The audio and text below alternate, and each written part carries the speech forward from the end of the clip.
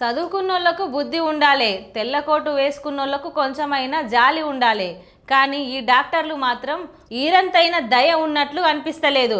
భద్రాద్రి కొత్తగూడెం జిల్లా కేంద్రంలోని మాతా శిశు కేంద్రంలో ఒక ఘోరమైన ఘటన అయితే జరిగింది. అసలు వింటుంటేనే ఒళ్ళు మండిపోతుంది.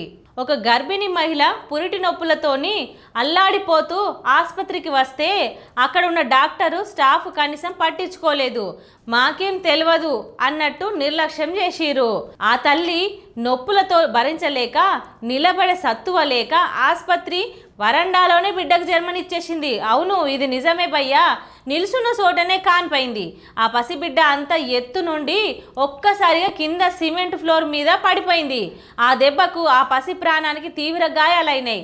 అసలు ఆ సీన్ చూసి అక్కడున్న మిగతా రోగులంతా కూడా భయంతో గజగజ వణికిపోయిర్రు.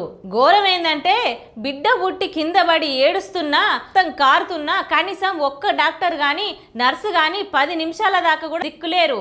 ఆ కుటుంబ సభ్యులు కన్నీళ్లు చూస్తే ఎవరికైనా గుండె కరుగుతుంది. అసలు లొల్లి పెద్దగా అయింది. పోలీసులు వచ్చి విచారణ అంతా చేపట్టిరు.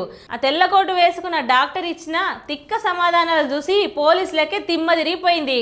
మా తప్పేం లేదు, మాకు తెలియదు అన్నట్టు నిర్లక్ష్యంగా యాటిట్యూడ్ చూపించిండంట. గిందుక దవాఖానాల జీతాలు తీసుకునేది పెద్ద సర్కారు పెద్ద దవాఖానా అని చెప్పి నిర్లక్ష్యానికి మంచిగానే బాగా ఒక బిడ్డకు దెబ్బలేటట్టు చేసిరు. అయితే కలెక్టర్ గారు హెల్త్ మినిస్టర్ గారు జర ఇటు చూడుర్రి, ఈ నిర్లక్ష్యపు డాక్టర్లను వెంటనే సస్పెండ్ చేయాలి, ఆ పేద కుటుంబానికి న్యాయం చేయాలి, లేకపోతే జనాలు ఊరుకోరు, దవాఖానకు మొత్తం ముట్టడిస్తారు అని బగ్గనే బుద్ధి చెప్పిరు. చూడడానికి ఉంటుంది.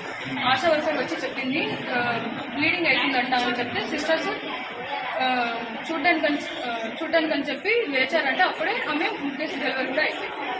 సో అట్లీస్ట్ ముందు చెప్పుంటే మాకు మేము వచ్చి చూసేవాళ్ళం. ఆమె అప్పటి నుంచి లేదు సార్ డెలివరీ ఆమె జస్ట్ వచ్చి చెప్పారు, వాళ్ళు లేచి వదిలేసరికి ఆమె డెలివరీ అయిపోయింది. జస్ట్ 1 minute గ్యాప్, 1 minute లో ఆమె డెలివరీ అయిపోయింది.